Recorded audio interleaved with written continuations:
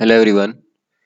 आज डिस्कस करेंगे एलिमेंट्री, जो हम एलिमेंट्री फंक्शन डिस्कस कर रहे हैं एनालिटिक फंक्शंस कि कुछ एनालिटिक फंक्शन में कुछ एलिमेंट्री फंक्शंस जैसे कि exponential function, logarithmic function and trigonometric functions. तो लास्ट लेक्चर में हमने डिस्कस किया था कि एक्सपोनेंशियल फंक्शंस क्या होते हैं।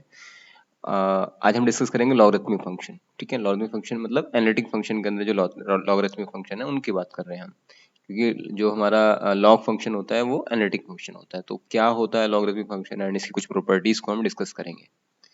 तो जैसे कि हमें पता है कि z कोई भी अगर हमारे पास नॉन जीरो नंबर है, ठीक है, z मतलब कॉम्प्लेक्स नंबर, लेट z भी एक नॉन जीरो कॉम्प्लेक्स नंबर। यहाँ पर नॉन जीरो मस्ट है लिखना, क्योंकि नॉन जीरो की वजह से ही हम यहाँ पर लॉगरिथमिक डिफाइन कर सकते हैं। तो अंडरलाइन कर लें नॉन जीरो को। Let z be a non-zero complex number, then there always exists a complex number w। अगर z कोई कॉम्प्लेक्स नंबर है, नॉन जीरो कॉम्प्लेक्स नंबर है, तो इसके करस्पॉन्डिंग में एक और w, एक और कॉम्प्लेक्स नंबर w एग्जिस्ट करेगा। इस तरह से एग्जिस्ट करेगा कि e to the power w equal to z। ठीक है, मतलब z एंड w के बीच में ये रिलेशन हो जाए e to the power w equal to z, then this w is called the logarithmic of z। Okay, तो मैंने यहाँ लिख दिया then it such that e to the power w equal to z, then w is called the logarithmic of z। ये वाला w जो e के ऊपर लिखा हुआ है ये लॉगरिथमिक है इस z का। ओके, e की पावर z को और e की power 2n plus y, e की पावर w एंड e की power 2n pi i plus w दोनों बराबर होते हैं। जैसे हम लास्ट लेक्चर में डिस्कस किया था कि जो e की पावर 2n पाई है उसे लिख सकते हैं cos n pi plus i sin n पाई। ठीक है, तो इसकी वजह से इसकी वैल्यू हो जाती है 1, और ये e की power w as it is रहेगा, तो 1 इंटू ई की power w equal to e की पावर w। सो e की पावर w और e की power 2n pi i plus w बराबर ही होते हैं दोनों। ठीक है, अब हम बात कर रहे हैं ये यहाँ पर n क्या है, हमारा कोई भी इंटीजर हो सकता है। सो इफ w इज, अगर हमारा w लॉगरिथमिक है z का, तो 2n प्लस पाई w भी लॉगरिथमिक होगा z का, क्योंकि दोनों बराबर है। Okay, so if w is a logarithmic of z, then 2n pi I plus w is also logarithmic of z। Clear बात, ये दोनों एक ही बात है।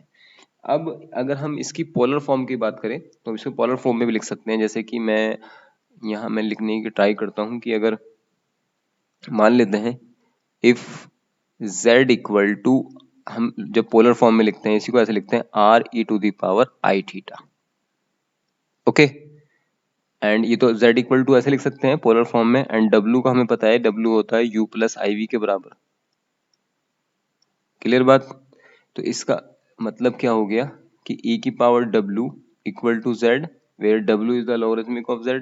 ठीक है, ये चीज जो है e की power w, e to the power w equal to z जो है ये क्या बन जाएगा, इट बिकम, क्या बन जाएगा भाई, e की पावर, अगर मैं w जगह पुट कर दूं u plus i v equal to, और z की जगह मैं पुट कर दूं r e to the power i theta. तो क्या मैं इसको ऐसे लिख सकता हूँ e to the power u into e to the power i v equal to r e to the power i theta. Okay, अगर हम कंपेयर करें तो e की पावर u, मतलब ये वाला रियल पार्ट जो है इसका, ये तो बराबर r के आ जाएगा, एंड e की पावर आई थीटा ये बराबर आ जाएगा e to the power i v के। ठीक है, ये v है ये थीटा है। तो यहां से देखो, यहां से अगर कंपेयर करें, दूसरा पेन ले लेता हूं, यहां से देखो, यहां से v की वैल्यू कितनी आ रही है, v इक्वल टू थीटा आ रहा है अगर कंपेयर करें दोनों साइड से। ठीक है, अगर बेस इक्वल होते हैं तो पावर की कंपैरिजन कर सकते हैं। और यहाँ से अगर हम बात करें e की power u equal to r, तो अगर हम इसे लॉग की फॉर्म में लिखें तो u इक्वल टू कितना हो जाएगा, यहाँ से log r हो जाएगा। ठीक है, मतलब क्या किया मैंने, दोनों साइड लॉगरिथमिक ले लिया, इधर भी लॉग ले लिया इधर भी लॉग ले लिया। ये तो हम कहते हैं ना u जो होता है, ये वाला u, ये लॉगरिथमिक होता है r का। ये तो मैंने कहा ना भी, यहाँ पर अगर e की power w equal to z है तो w, ये वाला w जो होता है ये कहलाता है logarithmic of z।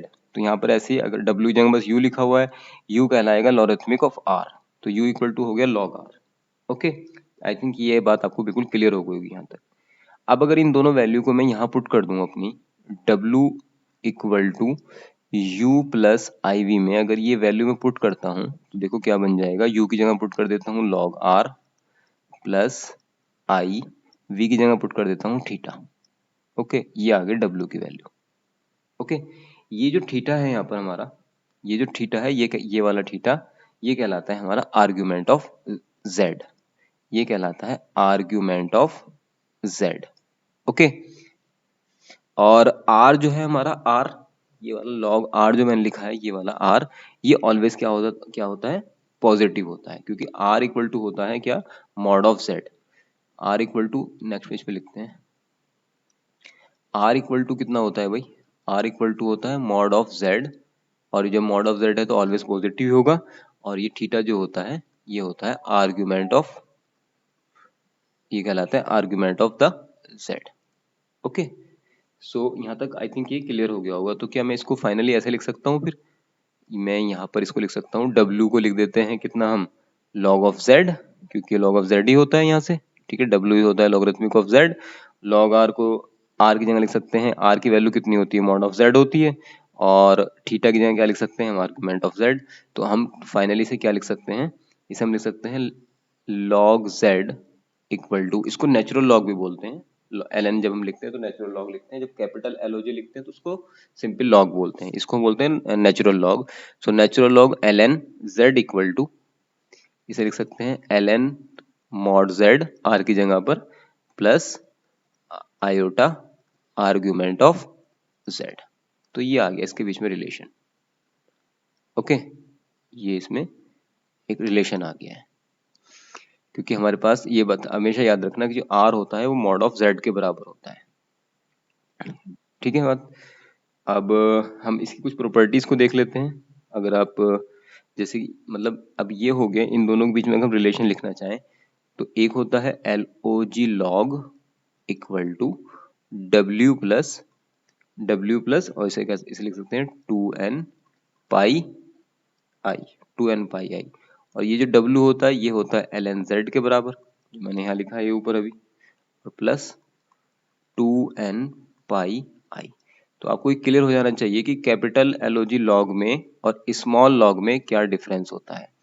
Log, capital log जो है हमारा, मतलब लॉग ऑफ जेड लिखना चाहिए था मुझे यहाँ पर, लॉग ऑफ जेड बराबर होता है natural log n plus 2n pi आई। ओके, ये जो नेचुरल लॉग है जिसको हम ln लिखते हैं या स्मॉल LOG भी लिखते हैं, इसको कुछ बुक्स में हम ऐसे भी लिखते हैं, इस वाले ln को स्मॉल LOG लॉग z, और ये plus 2n pi i as it is. Okay, ये वाला जो होता है ये कहलाता है हमारा नेचुरल लॉग या principal logarithmic of the z। Okay, ये कहलाता है प्रिंसिपल लॉग या नेचुरल लॉग। आई होप ये यहाँ तक आपको क्लियर हो गया होगा। अगर किसी बच्चे को ये डाउट है कि ये R इक्वल टू जेड कैसे है, तो ये जाके आप मेरा वीडियो देख सकते हैं, उसमें मैंने डिस्कस किया है कि, क्योंकि यहाँ अगर डिस्कस करूंगा सारी चीज़ें तो ये बहुत ज़्यादा लेंथी हो जाएगा। ओके, अब इसी कुछ प्रॉपर्टीज हम देख सकते हैं। प्रॉपर्टी में वैसे तो कुछ मैं नॉर्मल प्रॉपर्टीज यहाँ के लिखवा देता हूँ। जैसे मान लेते हैं कि दो नंबर है हमारे पास, इफ Z1 Z2, अगर ये दो कोई कॉम्प्लेक्स नंबर है, be two distinct complex number, be two distinct complex number, complex numbers, अगर ये दो हमारे पास कॉम्प्लेक्स नंबर हैं, सच डेट दोनों नॉन जीरो होने चाहिए, Z1 Z2 not equal to zero, then अगर ये दोनों नॉट इक्वल टू जीरो हैं तो हम लिख सकते हैं log of Z1 plus log of Z2 equal to log of Z1 into Z2, मतलब प्लस जो है वो मल्टीप्लाई में कन्वर्ट हो जाता है। ओके, इसको हम लिख सकते हैं फर्स्ट प्रॉपर्टी। इसी तरह से अगर हम इनके डिफरेंस की बात करें, अगर हमारे पास फिर से हम कह दें कि Z1 एंड Z2 दो हमारे डिस्टिंक्ट कॉम्प्लेक्स नंबर हैं, तो Z1 upon Z2, Z1 upon Z2, Z1 upon Z2 के ऊपर अगर हम लॉगरिथमिक लगा दें तो ये किसके बराबर हो जाएगा, log of Z1 Z2 equal to log of Z1 minus log of Z2। Okay, इसी तरह से अगर हम तीसरी प्रॉपर्टी देखें तो log ऑफ Z की पावर, यहाँ लिख लेते हैं हम कितना, लिख लेते हैं सपोज हम m, ठीक है, या लिख लें हम यहाँ पर 1/m। तो लेकिन z नॉट इक्वल टू 0 होना चाहिए इस कंडीशन में, तो ये किसके बराबर हो जाएगा, 1/m log ऑफ z के बराबर। ओके, सो ये कुछ हमारे पास बेसिक प्रॉपर्टीज हैं लॉग की, और भी बहुत सारी प्रॉपर्टीज हो सकती हैं लॉग की, तो लेकिन हम ये इसमें सारी चीज़ डिस्कस करेंगे तो ये बहुत ज़्यादा लेंथी हो जाएगा। सो आई होप ये यहाँ तक आपको क्लियर हो गया होगा। फिर भी किसी को डाउट है तो मुझे कमेंट सेक्शन में बता सकता है। ये सिंपल मुझे लॉग की कुछ प्रॉपर्टीज़ को यहाँ डिस्कस करना था, ताकि बेसिक आइडिया लॉग के बारे में आपको लग जाए कि ये कैसे वर्क करता है और क्या होता है। और कॉम्प्लेक्स में हम log ऑफ z फाइंड कर रहे हैं, अभी हम रियल की बात यहाँ पर नहीं कर रहे हैं, ठीक है। जिस तरह से हम रियल में देखते हैं लॉग की प्रॉपर्टी, उसी के सिमिलर है यहाँ पर भी, बहुत ज़्यादा कोई डिफरेंस नहीं है लॉग की प्रॉपर्टीज़ में। सो इससे आगे कुछ पार्ट और हम डिस्कस करेंगे, लेकिन वो फिर किसी नेक्स्ट वीडियो में डिस्कस करेंगे, क्योंकि इसमें अगर करते हैं तो ये बहुत ज़्यादा लेंथी हो जाएगा हमारे लिए। कोई एक आधा क्वेश्चन हम देख सकते हैं इसमें, लास्ट ईयर कोई गेट में आया हुआ क्वेश्चन अगर हमारे पास है तो उसके अकॉर्डिंग हम कुछ एक देख सकते हैं, लेकिन चलिए अभी गेट के क्वेश्चन हम बाद में सॉल्व करेंगे। ओके, चलिए कोई डाउट हो तो मुझे बता सकते हैं कमेंट सेक्शन में। Okay, thank you so much again.